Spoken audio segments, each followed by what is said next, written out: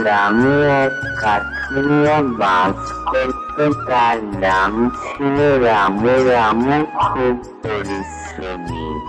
রামু প্রতিদিন গভীর বনে গিয়ে কাঠ খেতে, এবং কি তার পেশা ছিল কাঠ কাটা। এমনকি রামু প্রতিদিন বনের ধারে একটি বাজারে নিয়ে কাঠগুলো ভালো মূল্যে বিক্রি করেন। বাড়িতে যায়, খাওয়া দাওয়া করে রামু আর রামুর বউ ঘুমাইয়ে পড়ে। পরের দিন রামু আবার বনে কাঠ কাটতে যায়। কাঠ কেটে এনে বাজারে বিক্রি করে বাড়ির দিকে যায়। খাওয়া দাওয়া শেষে ঘুমিয়ে পড়ে। এভাবে সুখে শান্তি দিন কাটায়।